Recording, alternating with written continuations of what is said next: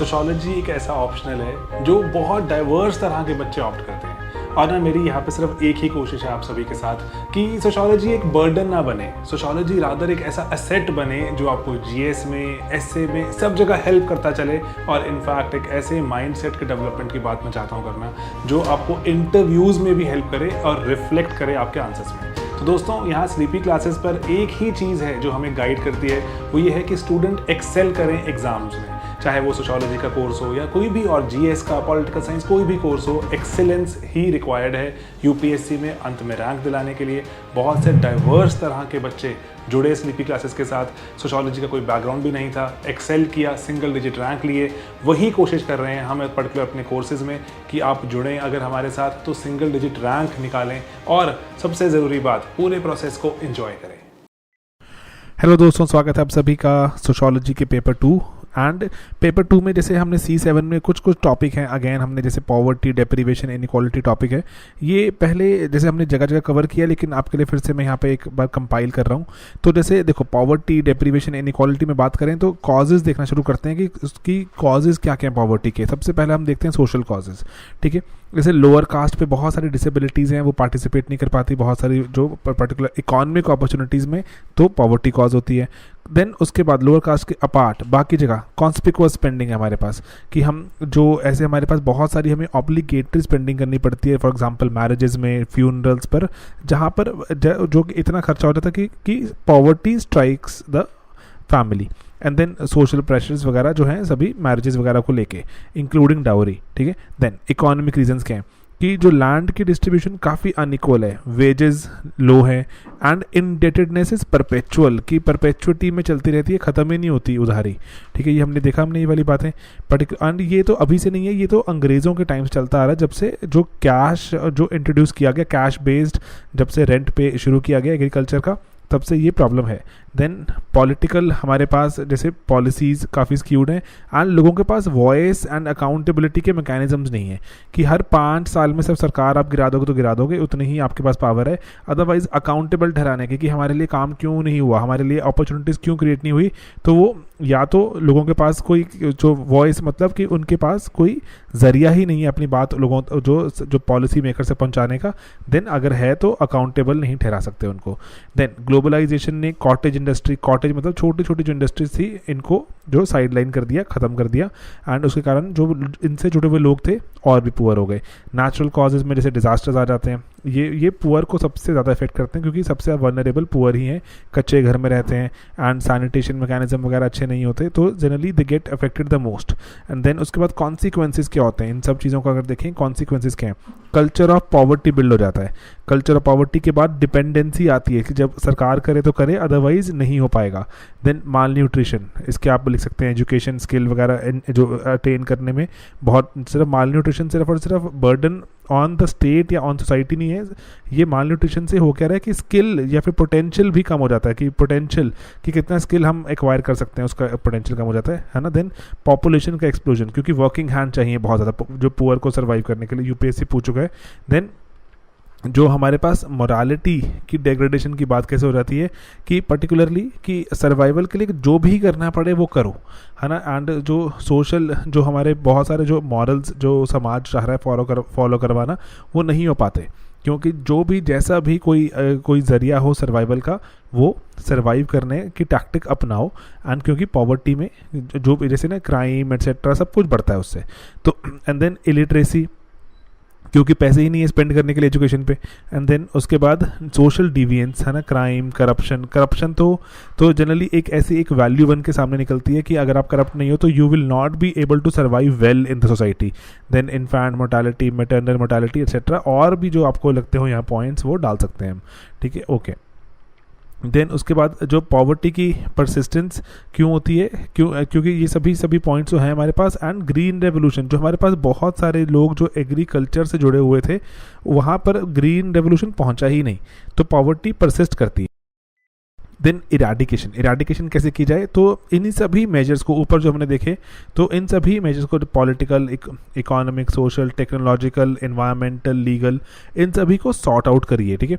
तो देखो हमारे को एग्जाम में भी तरीका अच्छा पता लग रहा है कि अगर जो जो हमें प्रॉब्लम्स पता लग गई उन प्रॉब्लम्स पर अगर हम सॉल्यूशंस कुछ ऑफर कर दें, ठीक है, if we offer certain solutions then we can always then suggest a few ways to eradicate, and then उसके बाद कुछ कॉन्स्टिट्यूशनल वैल्यूज जैसे DPSP डाल सकते हैं, एंड कॉन्स्टिट्यूशनल आपके पास जो fundamental rights you can always quote, government के प्रोग्राम्स कोट कर सकते हैं, मैं आपको आगे बताऊंगा भी कैसे कर सकते हैं।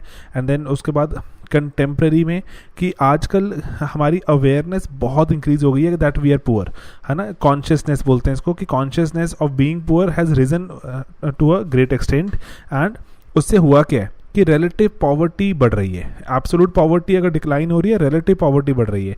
People have started feeling deprived, कि उनको बहुत सारी चीज़ें जो मिल सकती थी नहीं मिलती अब, एंड उसके जो फिर कॉन्सिक्वेंसेज क्या होंगे हम वो बता सकते हैं। देन अमर्त्य सेन का कोट भी है हमारे पास कि poverty is more than an economic problem, कि सिर्फ और सिर्फ इकोनॉमिक प्रॉब्लम नहीं है, उससे बहुत ज़्यादा है ये, कि ये मल्टीपल चीज़ों को अफेक्ट करती है, आपकी एजुकेशन को अफेक्ट करती है, हेल्थ को अफेक्ट करती है, पॉलिसी मेकिंग या फिर पॉलिटिकल पार्टिसिपेशन को अफेक्ट करती है पॉवर्टी, एंड ठीक है। तो ये सब चीज़ें कि कहाँ कहाँ आप जाके रह सकते हो, अर्बन रूरल डिवाइड वाला जो माइग्रेशन वाली बात, तो ये बहुत ज़्यादा वाइड एक प्रॉब्लम है पॉवर्टी।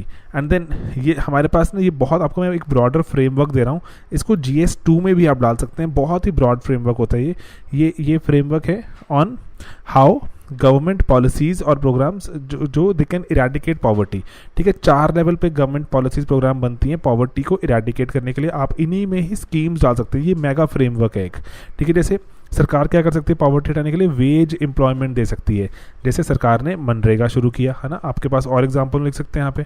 देन सेल्फ एम्प्लॉयमेंट, सरकार आपको क्या कर रही है, सशक्त कर रही है, एम्पावर कर रही है कि खुद आप एम्प्लॉय हो सकते हैं।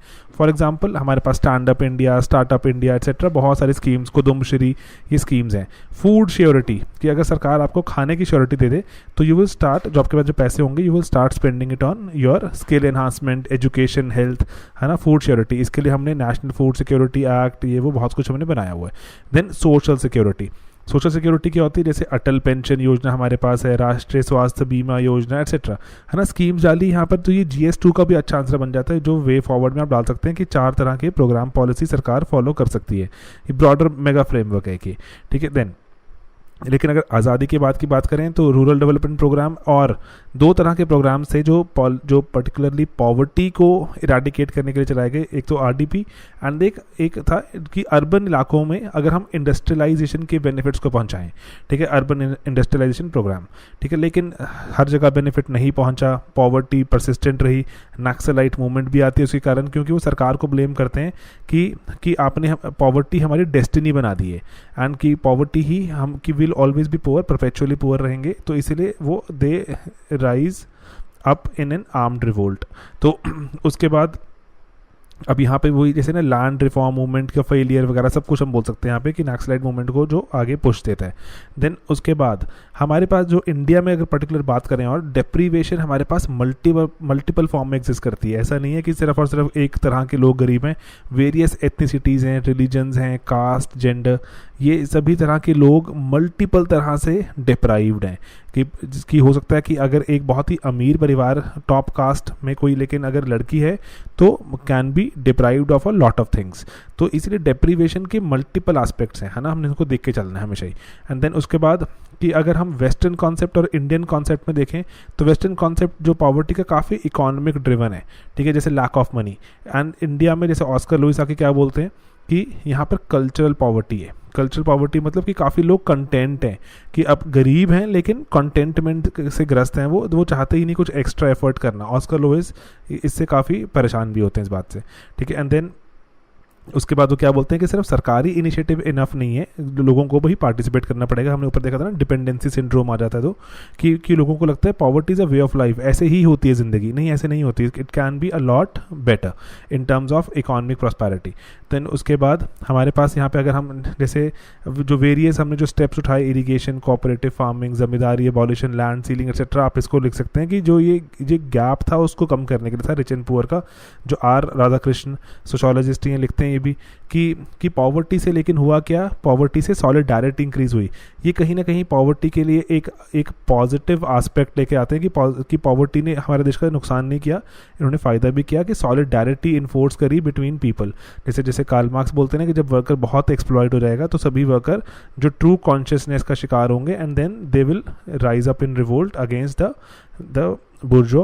एंड इसी तरह से वो बोलते हैं राधा कृष्ण भी कि किस तरह से हमारे देश में पॉवर्टी ने सॉलिडारिटी इनकरेज करी।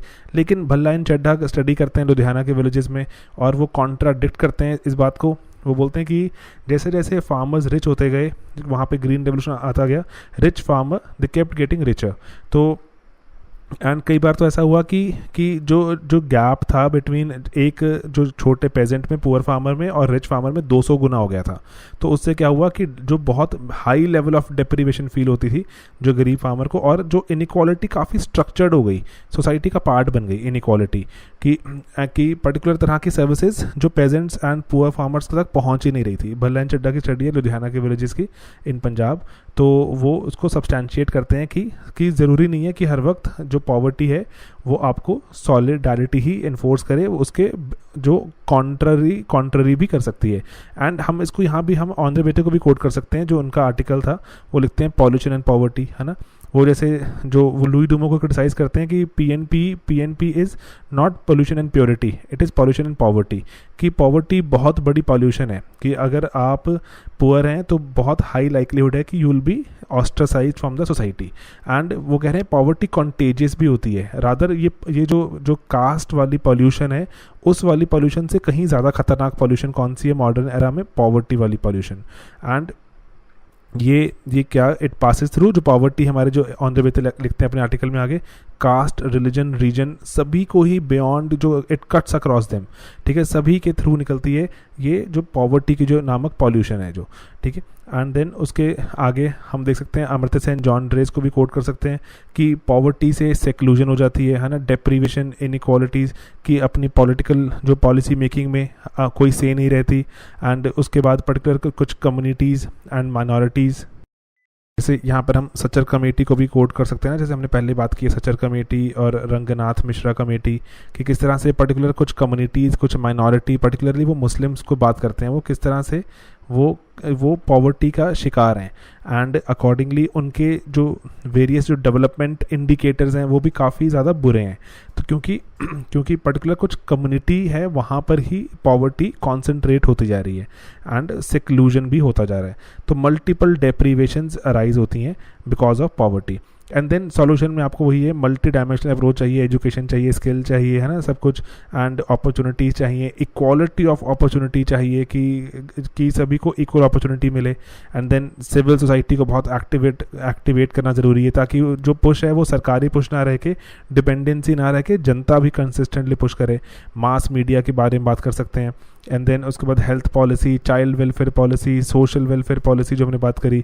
देन आप जितने भी जीएस के हमारे पॉइंट्स हैं यहाँ पे हम सोशो 2 में डाल सकते हैं, जैसे एग्रीकल्चर, मैन्युफैक्चरिंग, है ना, एमएसएमईज़ की बात कर सकते हैं, क्रेडिट ग्रोथ, इंक्लूसिव ग्रोथ। ये की इंक्लूसिव ग्रोथ में कि किस तरह से अगर हम जो फाइनेंशियल इंक्लूजन की बात करते हैं वो फाइनेंशियल इंक्लूजन इट हेल्प्स, ठीक है। तो इन सभी चीज़ों को ना आप अपने सोल्यूशन में डाल सकते हैं, जो कोई अगर और हमें कोई पर्टिकुलर हमें स्कीम पता हो, स्कीम डाल सकते हैं जो भी पॉवर्टी को अटैक करती है, उस पे बारे में बात करना है। लेकिन ये 4 चीज़ों का ही फ्रेमवर्क हमेशा दिमाग में रखना, ये that is a broader mega framework, ठीक है दोस्तों। ओके, चलो ये छोटा सा टॉपिक था, मेरे को था आपसे डिस्कस कर लो, then I will keep adding more topics. All right, take care, bye bye.